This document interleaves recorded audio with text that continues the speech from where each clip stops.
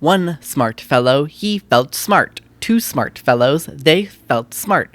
Three smart fellows, they all felt smart. Try that. One smart... I can't do that. No, try it.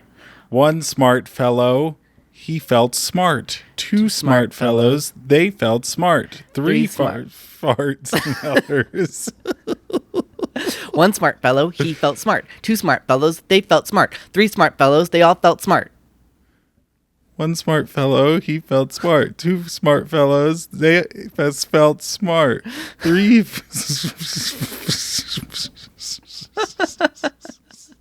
I can't. You're being mean to me. No, I'm not. I'm asking you to try a tongue twister. Moving a little closer to the microphone. Yes, one that makes you say fart smeller. Yeah, or smelt fart.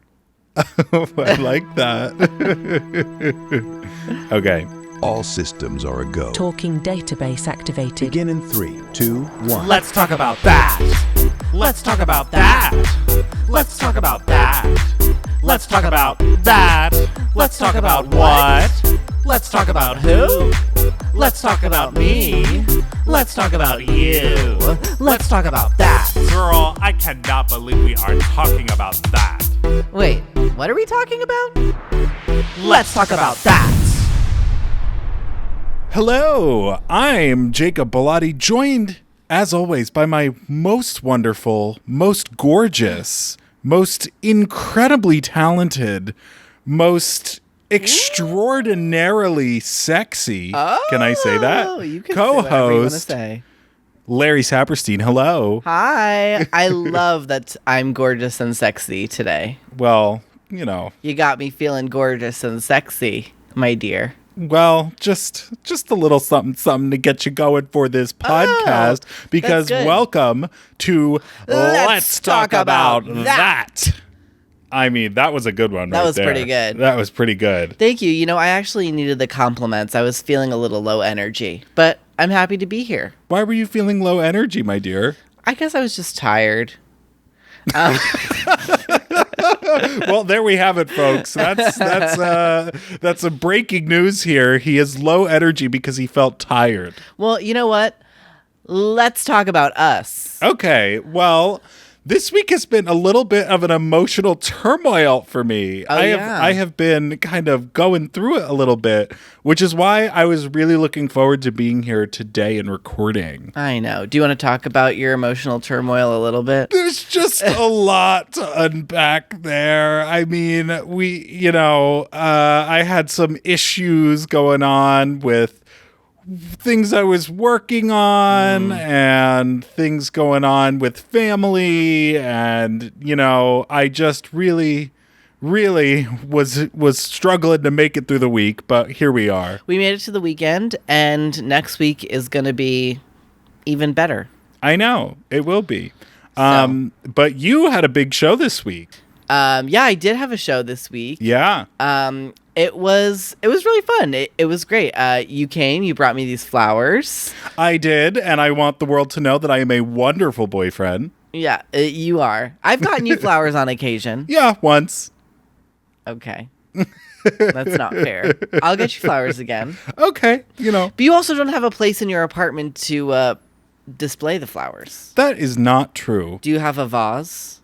I have a vase, thank you. Do you have a vase? Well, no, I don't have one of those.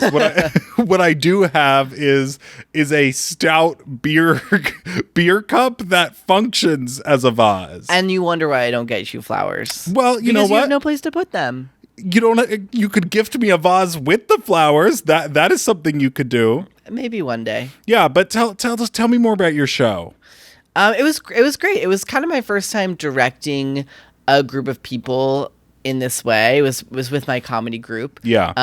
The show was called Yes Chef. Mm-hmm. And it was like a parody show about all the different kinds of cooking and kitchen shows and movies. Yeah. So there was a parody of The Menu in there, that movie, which actually Mark St. Cyr was in, who's in High School Musical with me. Great. He was in that movie, The Menu. Wow. But there's a parody of that. There was a parody of The Bear was a big one. I gotta say, and I just cannot watch The Bear. I can't do it. Well, it's not a comedy. No, it's not a comedy, but it is so stressful, and I already have so much anxiety that watching something that is meant to induce anxiety isn't necessarily like what I would want to be doing. Okay, I have to be honest. I've never watched it. Okay. I just know that it's not a comedy from what people say, but like, what about it makes it stressful? It is very like, we need to go around the kitchen. Stressful, hectic. Lives are things. Someone brings a gun into the restaurant. Oh, Wait, my someone God. brings a gun into the In restaurant? the first episode, I only watched the first episode. Why does someone bring a gun into the restaurant? Also, is it like a 5-star restaurant? Like, what No, is it is like a street meat restaurant. It is like fully, And it it's is that Chicago stressful? street meat, honey. It's that stressful of a like work environment? That's what it seems like. I mean, our producer Jeremy, who's here with us today, Oh my gosh, Jeremy is did here. watch The Bear. Give us a quick premise. Well, it's as you described in the first season, but I'll just say in the second season they actually make it a 5-star restaurant, so it's a complete. Oh, okay. So in the second season, it becomes a 5-star restaurant. Okay. I'm not sure if you'll be able to hear Jeremy. No, probably not. But we'll do what we can. We'll get some ADR. But it was really great to see you direct that little show. You wore your cute little mouse costume. I did. I wore, well, so technically it was a rat. Because it was, Well, that is more you, I will say. yeah. Well, it was a Ratatouille bit. Yes. Where like one of the characters is kind of Ratatouille. Yes. And then I, at one point, played a life-size version of the rat who did a tap solo. Yes, a little tap moment. Mr. Tap over here. He's the tapping rat. It was fun. There were a lot rat. of people that came. A lot of friends came. It was a completely sold-out show. It was, which was not shocking to me at all. Jeremy didn't come. No, he didn't. He was at a not work there. thing. Yeah, he had a work thing. Okay. I've heard that one before. But you came. Steven came. Alex came. There was a lot of our friends. A lot of our friends were there. It was popping. People were sitting on the stage. Yeah, they had to add seats to the stage. I know. I love those shows. I love being there. It's a really cool place to be. Every time I'm there, I'm like super happy to be there. Yeah, I mean, the UCB Theater is like, a pretty iconic theater here in LA. So it's like lots of people go there and do their little shows. Yeah, and it's cool to get to present work on that stage. Yeah. I always have fun in the audience. They do have the odd vaginal joke. Yes, or penile joke, if you will. But, I mean, okay, here's the thing, right? Yeah. Like, everyone always says, SNL isn't funny anymore. SNL isn't funny anymore. Which is true. Like, maybe it's not. Yeah. But the reality of those kinds of sketch shows is, like, maybe 30% of the show is actually, like, a hit funny. Yeah. Right? Like, the rest of it, the other 70% is, like, you're lucky if you're getting like consistent laughs and stuff. So I think like there is nothing wrong with like throwing in, a dick joke here and there if it's going to be a sure laugh, as long as you're not relying on that stuff. Yeah. And I don't think the group relies on that. I think that we have like good story and good music. Yes. And then yes, every once in a while there is. I agree with that. You know what I also find funny about your group shows is they often end up in murder. Yeah, it's the second time that there's been murder at the end of a show. But even you did one about the strike last year. Yeah. That one, I thought there was some murderous element. There was like one character that was like her kind of ending. So in that show, like every character came forward at the end and like talked about themselves in the third person, like how they ended up. And one of the characters, like the joke was, Sarah died. Yeah. That's a great joke. And, but it's true. There always seems to be something murderous going on in these shows, which, Well, the I other love a little one was murder. also, a murder show. It was like, special princess unit. It was Law and Order. Right. But it was all Cinderella. the Disney, Cinderella's dead. Yeah, that was part it was of all the Disney characters, and Cinderella got murdered. Yes. And if you're listening, Disney, we love you. Yeah. Well, Disney already knows I love them. That's true. They have my contact info, and they will be reaching out. With a cease and desist. Yeah. Another Also, thing, thank you for noticing I got a haircut. well, I've seen your haircut. Well, the audience has not. Okay. Well, yes, you got a haircut and it looks wonderful. You're beautiful and gorgeous as always. Thank you. Okay. The other thing we did this week is we went to the Glendale Galleria, which for people who are not in Los Angeles is like some big outdoor mall, Okay, thing. for anyone, okay, no, you're getting it all wrong. Oh, God. Here I we cannot go. believe this was the first time that you ever went there. And Jeremy, too. Okay.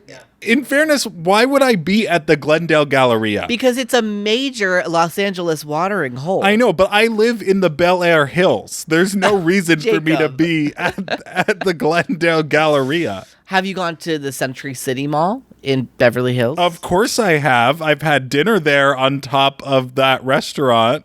What restaurant? The one that looks like a grocery store but is actually a restaurant. Eataly. You've had dinner on top of Italy? Yeah, on the rooftop. Okay. What'd you order? I don't know. It was courtesy of our agents at CAA. They took us to lunch there. So it wasn't dinner. Ha! Oh, God. What is this, a gotcha podcast? I'm catching you in your lies. I'm not Jacob. lying. This is true. This is a place I went and have been. I'm relatable. I'm a man of the people. Lying ass bitch. Okay. But we went to the Glendale Galleria, which is some outdoor mall. Okay, for anybody that doesn't live in LA, if they're listening to this, if you've seen the Casey Musgraves Simple Times music video, that was filmed inside the Glendale Galleria. Also, you know who was in that? Simone, drag queen. Okay. That means nothing to me. I'm sorry. The Casey Musgraves Simple Times I've never music seen video? it. I don't think I've ever heard the song. You should listen to Casey Musgraves. She had that one song that everybody loved. Your high horse. High horse. Yes, Yeah. that one. Yeah. There's a song that I love that Casey Musgraves has called Rainbow. Okay, yeah. And it's really sweet. The lyrics Does are it go really like nice. somewhere over the No. rainbow? That is The Wizard of Oz. Judy Garland. Judy Garland. Absolutely. Which, by the way, should I update the people on my Wicked book journey? Oh my goodness, yes. I've read about 30 more pages of the Wicked book. 30 pages. No, probably like another 50 to 75 pages. In a week, girl? I just cannot believe how sexual this book is. Okay, well, let's talk about that. It really is like there's a lot of graphic, not like graphic in a bad way, like it's not grotesque. Okay. But there is a lot of sex in really grave detail. You know what? You should read Red, White, and Royal Blue. I know, I haven't read That I saw is the movie. That is sexomania, girl. That is like Miss Sex. I was so mad that there was not a single penis in that movie. That is incredible. Actually, I was very angry when we watched that movie because there was one butt.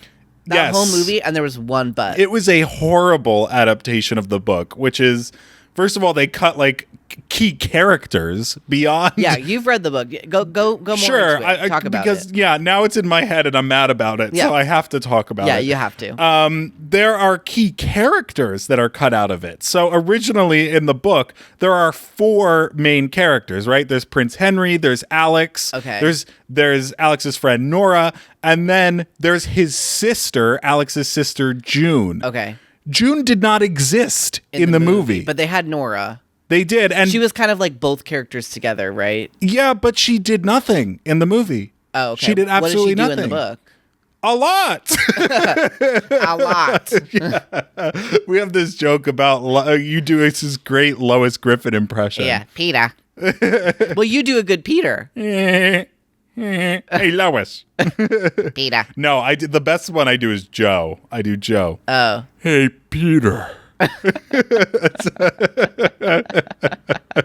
Anyway, I'm going back to Red, White, and Royal Blue because I'm still mad about it. Not only did they cut key characters, they cut key scenes. There's a whole like the whole thing where the group bonds and like becomes like a unit is they go to LA and go to a karaoke bar in WeHo and have sex in the bathroom of the karaoke bar in WeHo. All 4 of them have sex. No, just Henry and Alex. Okay. And oh, right, because one of them's his sister. That would be right, and they're all wearing these like chiffon robes, and then like what becomes important later is that Henry slips a note into Alex's chiffon robe, and then when Henry gets freaked out and leaves him when they're at the Texas ranch, Henry finds in the chiffon robe the note, or Alex finds the note, and realizes that Henry still wants to be with him, and that's how they end up getting back together. So it's like an integral plot point of like them getting together, which by the way, the entire thing. By the way, I don't know if there's a single karaoke bar in WeHo. No, there's not.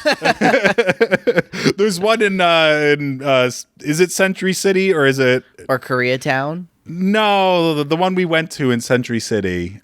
Was it in Century City? Culver City. Culver City. My God, I can't. Your LA geography is all messed up. But here's the one thing. I can drive anywhere in LA. I can drive here. I could drive there. Without a GPS, Without a GPS, honey. I could get anywhere in LA. Okay, so how would you get to Manhattan Beach? Manhattan Beach? Okay, let me give it to you. So we have to give our starting point, right? We're somewhere in the Sherman Oaks area. Yeah. So in the Sherman Oaks area, I'm taking the 405.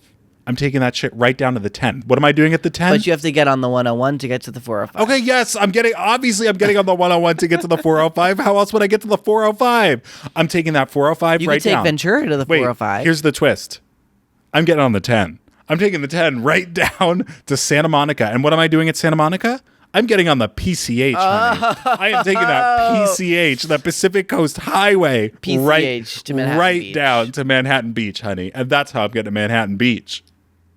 I feel like there's probably someone that's just like searched on the GPS and I told them a completely different way to go. A completely different route, probably like cutting through like Laurel Canyon to, blah, blah, blah. Leave us a comment if you got a different route to Manhattan Beach. I mean, that's just my go-to. You could also, I'm talking too much about this, but you could also go 101 Malibu Canyon Road. Right to the PCH down to Manhattan Beach. Boom. Whoa. Boom. I just gave okay, that would take you though like 2 hours. I know, but it's very scenic. It is very I just gave you 2 routes. I gave you an efficient route and I gave you a scenic route to get to the destination that you just gave me. Wow. So when you give us a route that's completely out of the way, like in The Holiday. Yeah. That is my favorite thing about The Holiday. First of all, I made you watch that for the first time. I know, over the holidays. I think it was like on Christmas that we watched it. Yeah. Oh, and we watched The Bitch Who Stole Christmas on Christmas as well. But that in The Holiday, she leaves LAX and is going to Bel Air and somehow ends up in Malibu on the Pacific Coast Highway. Well, yeah, so she's driving on the PCH in the wrong direction. Right. South. She's driving south on the PCH to go from LAX to Bel Air. Bel Air. Yeah. Which makes no sense. No, that's the complete opposite direction, actually. And there's no reason to even go out to the coast for that either. Yeah, there's no reason to go to the PCH at all. Yeah. So if you care at all about LA geography, this has been our LA geography segment. She flew into Bakersfield. She's landed at Bakersfield International, honey. But okay. Okay, but where are we now? I just can't believe that you guys have never been to the Glendale Galleria. Yeah. Which is the most amazing mall. Yeah. In the valley. Okay. It's the most amazing mall north of the Hollywood sign. Okay.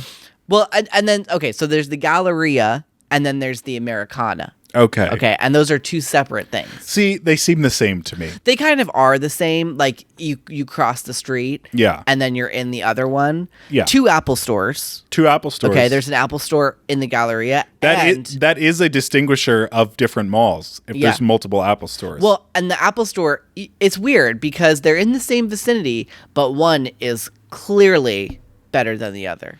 Yes, one of them definitely was better than the other one.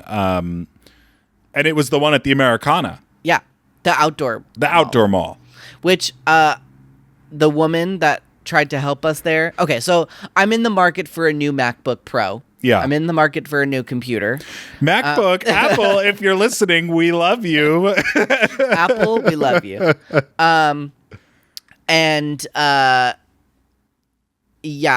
It was the woman that tried to help us was absolutely no help at all. No, she wasn't any help at all, but I feel like she tried her best, and in the end, isn't that what counts? No, it's not what counts. I needed help. Yeah. Trying to figure out what the best tier was Right. for my MacBook Pro purchase. Right. And I asked her, what's the difference between the M3 chip and the M3 Pro chip? Yeah. And she just was like, oh, not much. Well, I think you're oversimplifying just a little bit. She said one of them does 20% better. Yeah, she said this one does 20 to 30% better. Right. Better at what? Better doing what? Well, she didn't say that, Yeah, she didn't specify. So I don't know the answer. So it was really not that helpful. No, but we are getting niche all up in the podcast today. Yeah, we went to the most amazing place in the entire universe. Yeah, the Cheesecake Factory, which they really do have everything on that menu. Girl, that you want to talk about reading? We were talking about Wicked. We were talking about Red, White, and Blue. The Cheesecake Factory menu. That is a tough read. Light reading. Yeah. No, that is not light reading. That is heavy reading, honey. Miss Heavy Flow. Go to the Cheesecake Factory. Yeah. Read the menu. Yeah. Give me a 10-page paper. Yeah. On the menu. With annotations and a bibliography. It's so funny. Let me have my computer. Actually, I already wrote a 10-page paper about the Cheesecake Factory menu. They just have everything there. The Skinnylicious menu. Oh, I didn't even look at the Skinnylicious menu. Hate the Skinnylicious Why menu. do you hate the Skinnylicious menu? Because I hate the name. That's why I hate it. It's true. Okay, you like glam burgers? Girl, Skinnylicious? What the fuck is that? Glam burgers? Skinnylicious. I counter again with like Skinnylicious. The menu of the Cheesecake Factory was made for a Utah mom. That's true. And you've spent a lot of time in Utah. You would know. I know. They love a glam burger. So this is funny. I had never been to a Cheesecake Factory before the year 2020. That's crazy. I know, because, I had like lots of local eateries in New Jersey. We didn't go to any, Lots of pasta pizza. Lots of pizza, lots of pasta. The local Italian scene was fine. But then I went on this road trip in 2020 with our producer Jerome, and we tuned into Road Boys. Yeah, podcast. that was our promotion. The broadcast that started it all, and we went to the Cheesecake Factory. In where was it, Jerome? What city? Pittsburgh, Pennsylvania. Where we had a very rude waiter, actually. But what did they do that was rude? He came over and he told us basically not to order things. He was like, no, you're not going to eat all of that, or you're going to have leftover, or, he was being very combative about the food. I'll have leftover if I want to have leftover. I know. I have leftover right now in my fridge of my chicken crusted Parmesan Romano. Right. Your fridge back home away from the studio where we are recording this. Yes. And it will take me 20 to 25 minutes to get there. Yes. And then I will reheat that chicken and that pasta, and I will eat it. And question, will you take the 405 when you leave the studio? I'll take the 405 to Sepulveda, Mulholland. Oh, Mulholland, honey. Right. To Laurel Canyon. Right. And wait, then, I'm gonna hit you with one. Ready? Okay. 405 to Mulholland to Coldwater Canyon. Whoa. Coldwater Canyon. And then I'll be in Beverly Hills. No. We're coming up. Oh, honey. coming. Well, then I'll be in Sherman Oaks. Yes, exactly. And that's where we need to be. No, because we live in Bel Air. Oh, I'm getting all confused on where we live now. Yes, okay, fine. If you want to know, we are filming this in your residence. There it is. It's out there. I it's don't have on the a residence. This is the studio. The jig is up, Larry. The jig is up. But yeah, the Cheesecake Factory is wonderful. It is wonderful. And let me tell you, what I got yesterday was unbelievable. It was really good. I was borderline. You were munching all over my my plate. I know, because I love a pesto. Yeah, so I got this. It was called the chicken Bellagio, honey. Come on, Bellagio. I know, Bellagio, no, honey. Bellagio, no. That was a better one. Damn it. I know. But it was fucking delicious. I don't know how else to describe it other than that it was fucking delicious. Because there's nothing better than a pesto. And the chicken was great. It had like prosciutto on it. It had arugula. I mean, I was prosciutto. Yeah, I was having my whole Italian fantasy. And good for you. You deserve it. But we ate a lot. I know. And then we both got cheesecake. And I had an appetizer. I had the warm crab dip, girl. Yeah, I had like a couple of little crostinis of that. You did. You had a couple, but not. I didn't order my whole. Girl, it was Starch City. And in bed, it was Fart City. Woo! It's always Fart City. That's true. But that Cheesecake Factory, girl, it was hitting me right last night. Let me tell you that. And that's why the Americana at Brand is a beautiful place. You think so? I wasn't that impressed, but maybe it's only because I only saw it at night. Well, do you like the Grove? Yeah, I don't mind the Grove. I think it's a pain to go there from where we live, okay. but I don't mind it as a place. I think the Grove is like slightly better than the Americana. I think the Grove. That's where Taylor Swift did her premiere for the film. That is pretty wild. Beyonce was at the Grove. Did Beyonce go to the Taylor Swift premiere? She did. Yeah. Wow. And maybe she went because listen. We got to disclose something. We are filming this a little bit in advance. And I do think it would be unfair to our audience if we didn't cover, iconic pop culture moments. That's true. And an iconic pop culture moment just has happened here. I know it will be a little outdated when we release this, but I don't really care because it's something I want to talk about. And I feel like I owe it to our audience. People will still be talking about it when we release this. It just won't be fresh. Yeah. But people will still be talking about it for sure. I think we owe it to our audience to talk about Cowboy Carter, which just came out by Beyonce.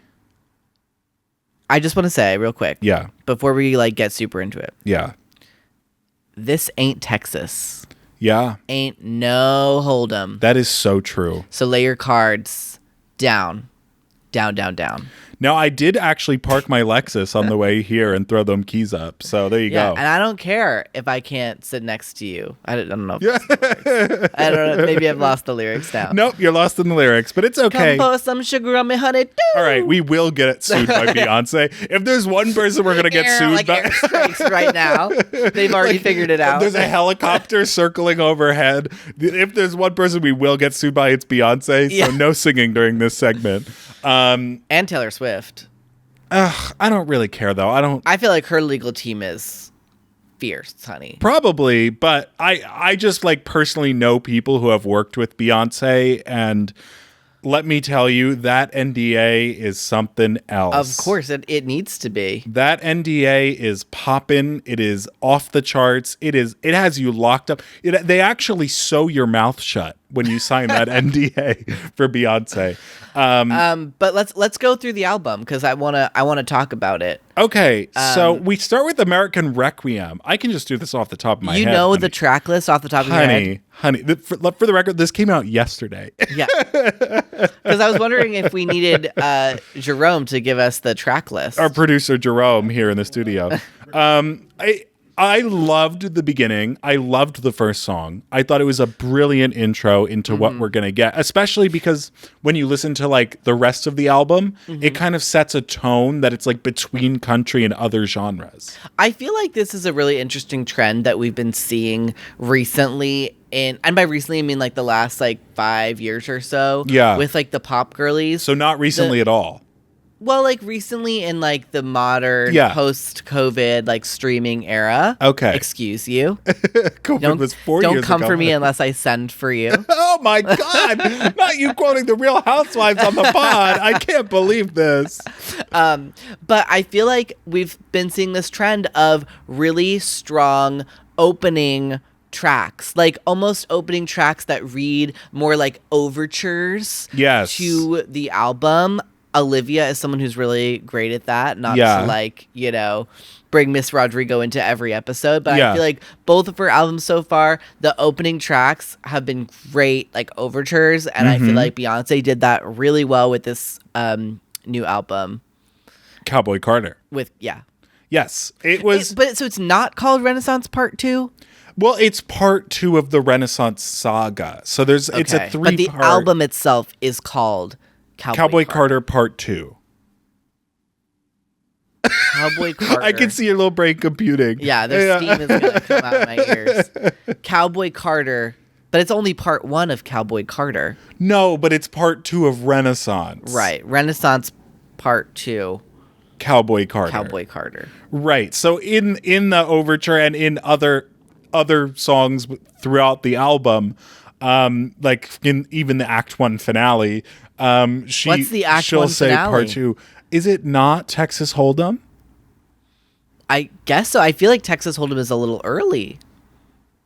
Well, but see, that's where it varies from Broadway. It's more like a 3-act. Oh, it's a 3-act structure. It's a 3-act structure. I understand. And so that is the end of Act 1, I believe, is Texas Hold'em. Okay, I didn't realize you were referencing 3-act structure. I'm going to sound really stupid when this comes out in like 2 months and like people have done like full analysis of like everything happening. But keep in mind, we are 1 day removed from this album being released. Yes. The fact that she got Dolly Parton to do an intro to Jolene. Limo.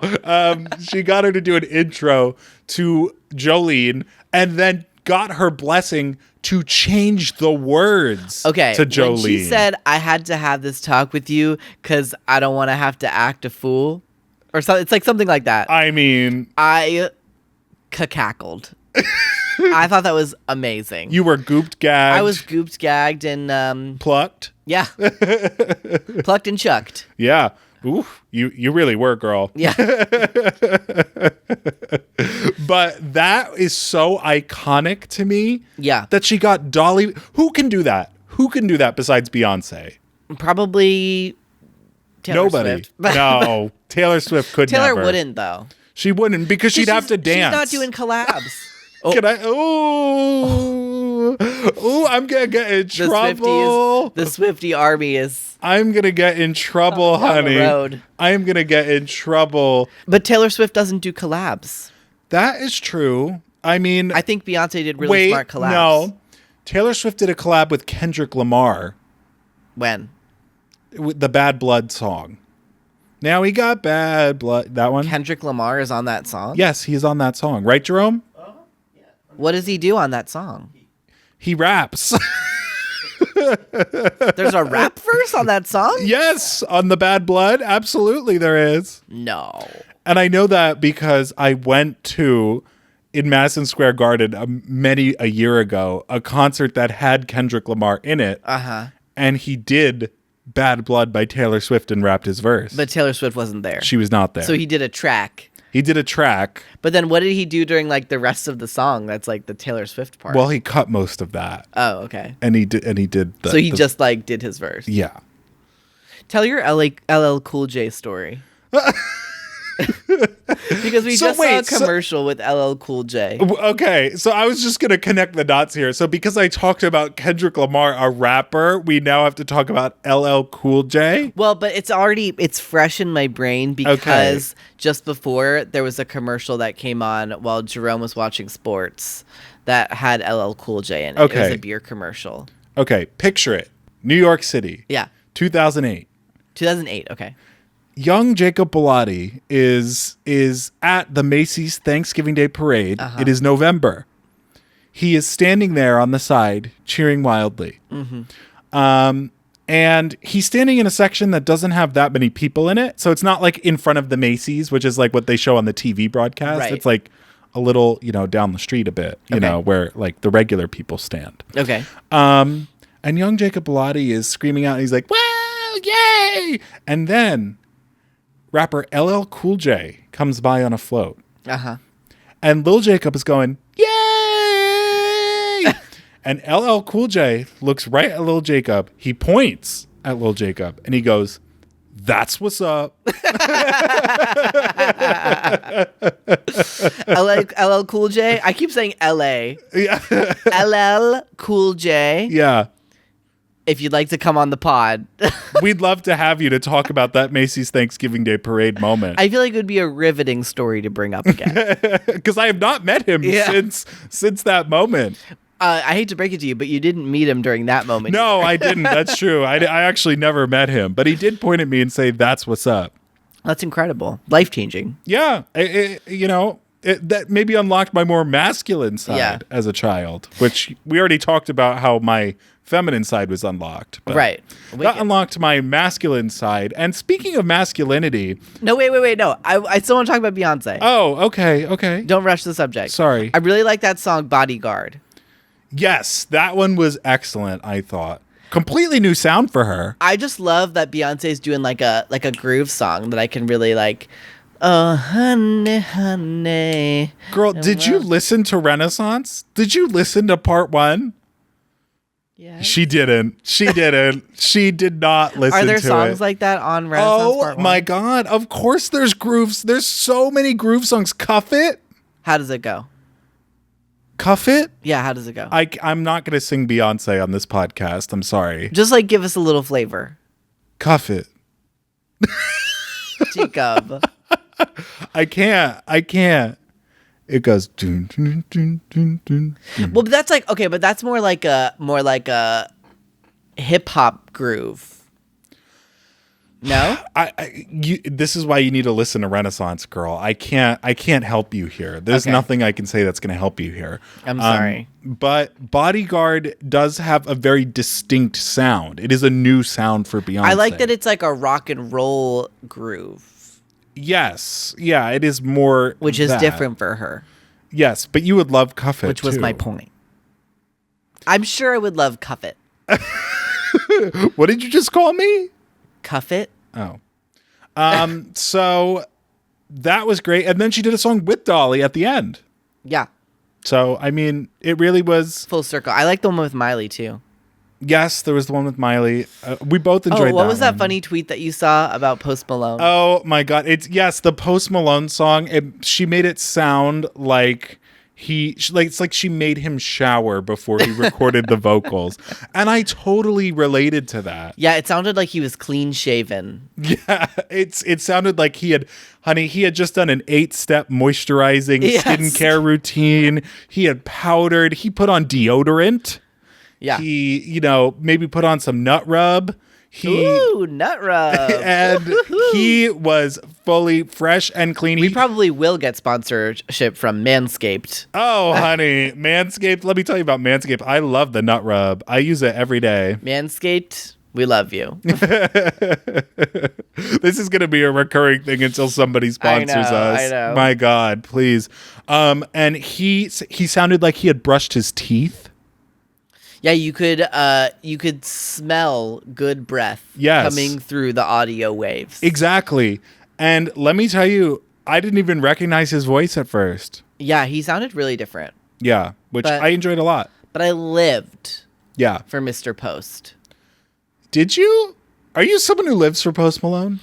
Not particularly. I like that one song. Yeah, that one song. Which one? Sunflower. That one? You're a sunflower. Is that Post Malone? Please. No, I think that's Harry Styles. No, it's him. It's Post Malone. Post Malone. Our producer Jerome. Thank you, Jerome. No, I like the one that's seasons change and we can't let it go. That one's Circles. Be the running in circles. Okay, so you better stop singing, girl. Run away. Lot of lawsuits here. Run away. I'm a singer. I have a beautiful voice. Oh my and I love God, to you share are it. you are rotted. You are absolutely rotted. Well, if we bring up a song, I'm not going to not sing it. Okay, well, in the case of Beyonce, please refrain, girl. I am genuinely scared of Beyonce in that way. Comfortable in my skin. You better take that back. I'm cozy. Boom, boom. Yeah, boom, featuring boom, my close personal friend T.S. Madison on that track. Yes, of course. Yeah. But anyway, I was kind of over Beyonce at that point. I hate to tell you because I wanted to talk about... I just felt like we didn't talk about Beyonce for that long. But now I feel like it's okay. Okay, well, I wanted to talk about my masculinity for a second. Right. Because the other day we had an endeavor to one of my favorite places in the world that we'll get to. And it made me think about being handy. And being handy is something that I am. Uh-huh. But I also feel like you're handy in a different way. And this is kind of what I wanted to discuss about this. Okay. It's like, so I was a Boy Scout growing up. And I learned a lot and got I'm very good at tying knots, which you should know about that, honey. Because you tied the knot? Because you tie my heart in knots? Aww. Yeah, that's definitely what the joke I was going for.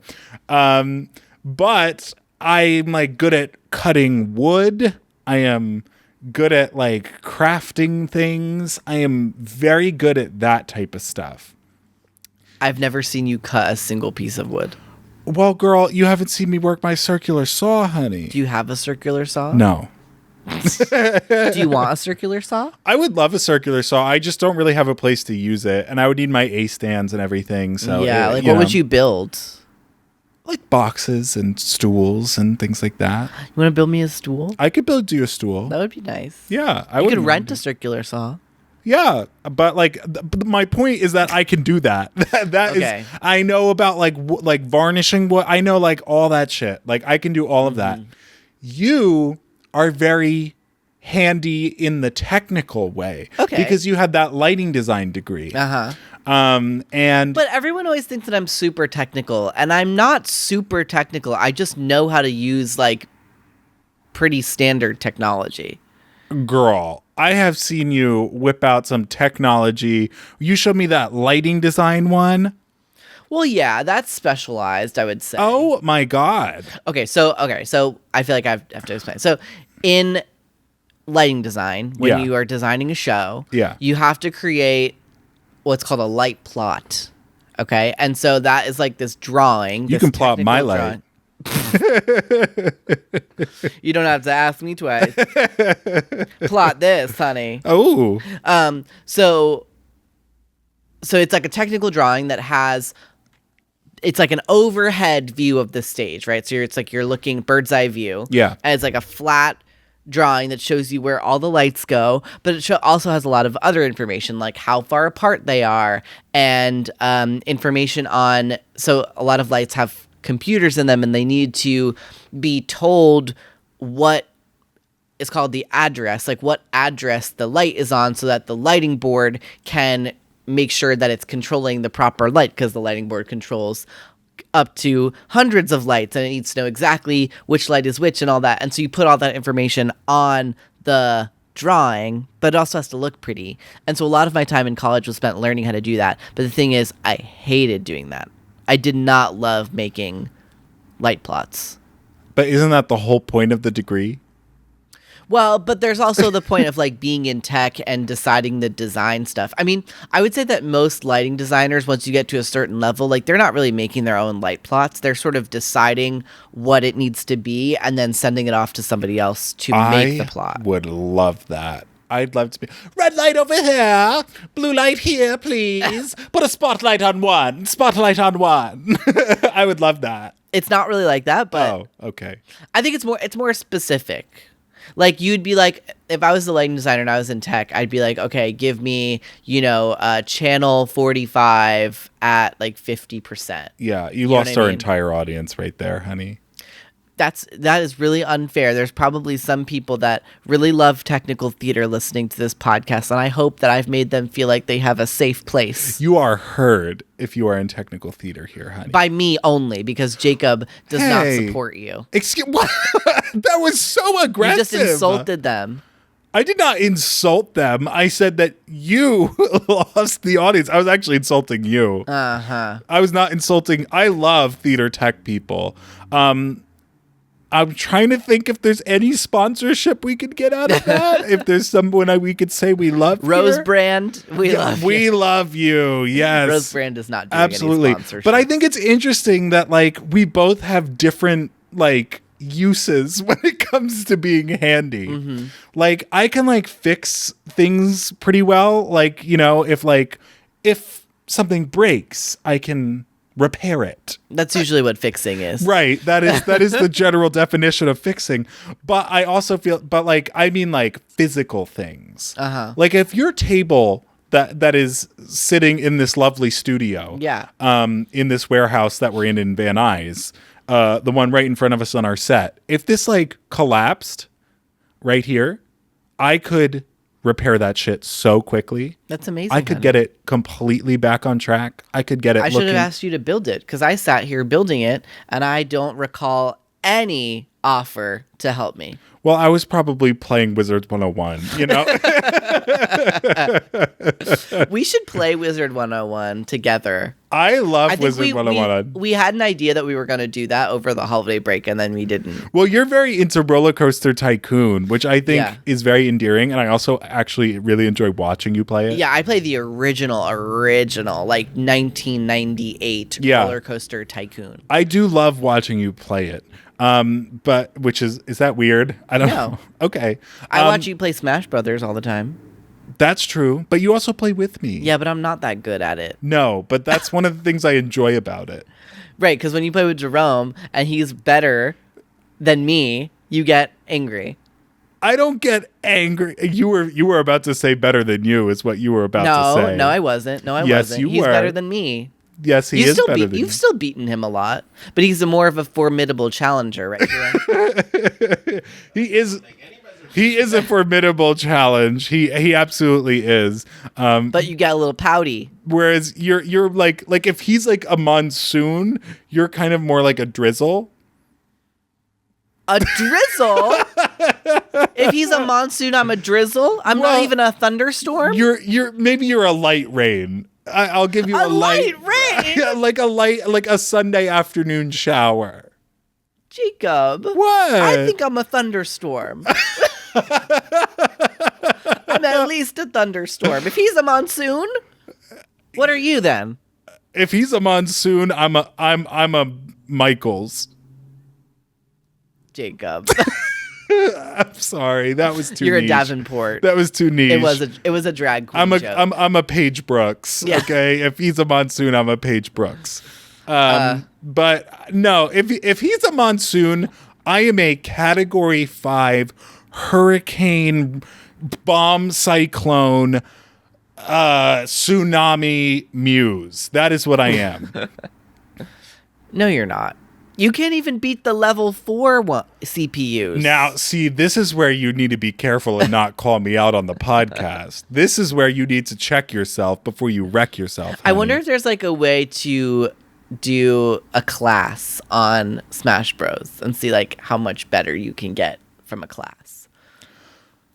I am very good. Okay, that's not the issue here. That's not what we're discussing. No, we're discussing how you get pouty when you lose. Okay, all of these topics seem very negative to me, Larry. I think you need to say something nice about me right now. You're very cute. Okay, all right, I'll take that. You're That's cute fair. when you're pouty when you're losing. Am I? Yes. See, I don't think I'm that cute when I'm losing because I'm very angry when I'm losing, and I don't register cuteness when I'm in that state of mind. Sure. But at least I'm not domestically abusive. Yet. Oh my God. I would never do that to you. I know. I worship you too much to You worship me? Worship wasn't the right, cherish you too much to ever lay a hand on you. That's true. Yeah. Don't touch me. Yeah. Don't ever touch. It goes for touching. I won't touch you either. Yeah. I'm stinky. That I've never heard a truer statement said on the pod, honey. Okay, well, speaking of being stinky, there is a stink that I love more than anything in the world. Okay, and I don't care how weird this sounds. I am close to climax when I enter this place. I will be honest with you. And that is the Ace hardware store. Yeah. Oh my God. Ace is the place to go when you want to fucking come. Oh my God. Ace is the place with the cum. I do love the smell. It smells like hard work. Oh, yes. It smells like men doing hard work out in the sun, using tools. Yeah, and they had exactly what we needed. They have everything. And there were people there to help. I know there's like the running joke of like this place has everything. Like this place has it does. Everything. Especially the one over here. Yes. It's like a teeny tiny little store. They pack everything into that Ace Hardware. We go to the Studio City hardware store. Mm-hmm. And let me tell you, Studio City Ace Hardware, you are incredible. Yeah. But Home Depot, not it. I mean, I love Home Depot. But listen, I will gladly take a Home Depot sponsorship. Well, I think Home Depot is like homophobic or something. Oh, really? Oh, so they're not listening to the pod. Fuck you, Home Depot. Yeah. I think Lowe's is the one that's better than Home Depot. We love you, Lowe's. Of political alignment. But as much as I do love Lowe's, I love the Ace hardware store. Yeah. I could spend hours in that store. I really could. I'm being honest with you. Like I'm not playing. You should go. I am not playing anything up for like this podcast. It's kind of a small store. Now. I feel like if you were there for a long time, they would question you. Why you're there for so long? Well, I'm playing with the hoses. You just buy one of everything from the Ace Hardware. No, because then I wouldn't have to go back. Okay. So you spend 3 hours there, buy one thing. Yeah. Rinse and repeat tomorrow. Yeah. I love the Ace Hardware store. I will go there for whatever my little heart desires. Wonderful. Yeah. Anything else you want to say about the Ace Hardware? No, I guess that was really it about being handy. It was more like I wanted to talk about being handy in the sense of like complimenting you, where I'm saying like, thank you. Like, I think we complement each other very well in terms of being handy. Like I can fix some physical things and you are very good at fixing like all the tech things and making lights do cool things. Unfortunately, the Ace Hardware doesn't have a lot of tech things. No, it's more my neck of the woods. Yeah, it's more a Jacob Bellotti store. Yeah, but what would be a Larry Saperstein store? Guitar Center. I love Guitar Center. I love a lighting store. Yeah. DJ stores. They have a lot of lighting equipment. Yeah. I love walking around inside those. Yeah. I like equipment rental houses. Okay, you're losing me there. You're like there's places you can go that they have a bunch of equipment that you could rent. And that's also fun to like. That walk seems around. very LA, New York. That's specific. True. That is true. It's very LA, New York. But yeah, that was really all I wanted to talk about with being handy. I don't know. Maybe that was a weird topic. Yeah, it was weird. But you know what else is weird? What? No, I actually want to talk about this because when you said stinky, it made me think of it. Okay. The Weird Al Yankovic movie that we watched last night. Weird. Yeah, the Al Yankovic story. Yes.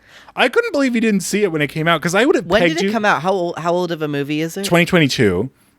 Oh, wow. So it's like almost 2 years. Yeah. 2 years ago. It just won the Emmys for the last year Emmys. I thought it was lovely. I thought that was such a funny, stupid, campy, wonderful movie. And I did not realize that was the point of the movie at all until it was a parody of a biopic is what it was. Yes. And I didn't realize that was what he was doing with that movie from the ads and stuff. Yeah. No. So here's what shocked me because this is shocking to me. Like truly.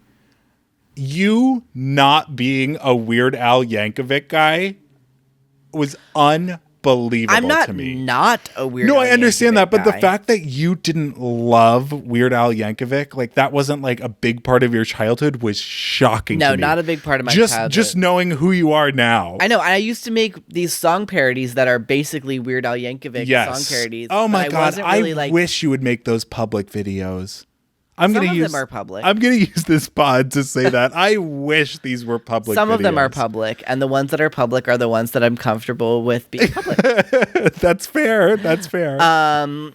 But oh my gosh, when you played for me that like mega hits thing, polka hits or whatever the polka mat. I think it was now. That's what I call polka. Yes. That is so funny. Yes. And also, I've noticed the same trend in the movie. He is so like joke. The jokes just like fly at you, and you either like pick them up or not. Right. But they don't. There's no like time to sit there and laugh. It's like joke after joke after joke after joke after joke. Yes, and I loved like he would do jokes like breaking the fourth wall, like you know. In the movie? I love that, like where the scene where because he plays a record producer, Right. in the movie, and he has his like assistant is Will Forte, and Will Forte is like saying all these. He's like, you are the worst, most untalented, horrible, ugly like things, and then like Al Yankovic himself is like okay, all right, that's enough. Like that's enough. I will be the most popular person who writes lyrics to other people's music in a very specific genre. Yeah, that was really, really funny. It was a great movie. And then the eat it, beat it thing. Yes, where he's claimed that he originated the tune of Eat It. But then Michael Jackson took his song and changed the lyrics. Yeah. Like, who would take someone's music and change all the lyrics? Well, what I love the most about that is Miss Julianne Nicholson, honey. Another incredible character study from Julianne Nicholson. Yeah. Playing Weird Al Yankovic's mother. Her obvious breakout role, of course, is in Mayor of Easttown. Was that her breakout? It was her breakout, Wow. yes. Mayor of Easttown. So she had never really had a moment before then to shine. Right. That was her big moment, and she won the Emmy. So That's incredible. Yeah. And then she got to play Weird Al Yankovic's Yankovic's mom. Also, like the casting of Daniel Radcliffe. The fact that he just did that because he wanted to. I know. There was no reason for him to do that besides that he wanted to do the movie. He was such a smart casting choice for that. Right. And then how it clearly wasn't his voice when it started. When it started singing. Yeah, it was very much Weird Al. Voice. Yeah. My Bologna. Yeah. Now, you know Also, what's funny? He did can't people sue us say- because he is taking other Well, it's people's parody songs. law. Yeah. But also, do people say Bologna? No, they say baloney. So which why is what does you're he full say of. Oh, Thank pew, pew, pew, you. pew. Why does he say my Bologna? Because it rhymes with Sharona. Oh. Does he have an actual song called My Bologna? Yes. Okay, so See, they were all real this is what I'm songs. talking about. You didn't grow up like a diehard Weird Al guy. Yeah. In the way that I would have kind of expected you to. Well, don't worry. Because you're very silly. Next time we're on the pod, Yeah. I will have a thorough report on Weird Al Yankovic's discography. Good. I kind of want you to study up a little bit Yeah. because he has some great songs that I think love. it's important It's, for our, comedic journeys. Right. And, what's most important is that at the end of the day, we all just have learned a little bit more about ourselves. And what a great place to wrap up. Isn't it about friendship at the end of the day? It's always about friendship with you, hun. Friendship? Well, friendship is the great foundation of any great relationship. I know, but we're more than friends. You're right. We're also podcast co-hosts. Oh, God. We got to take it out on here. Do you have any final thoughts? My final thought is thanks to Jerome for being here today. Our producer. He said thanks for having He's me. doing incredible work. He's watching March Madness over there or whatever I it know. is. Baseball. Oh, he's It was- watching baseball. It was nice to have an audience. Yeah, it was nice to have an audience here for the recording. You can follow us at Let's Talk About That Pod on the TikToks, on the Instagrams, on, I guess, just the TikToks and the Instagrams, right? Oh, on the YouTubes. On YouTube. Yeah. And you said something about an email. Yes. So we do have an email for any of the lovely brands we've been talking about today. If you'd like to send us an inquiry or two, you can find us at letstalkaboutthatpod@gmail.com. How about that? Clock that tea, honey. Work.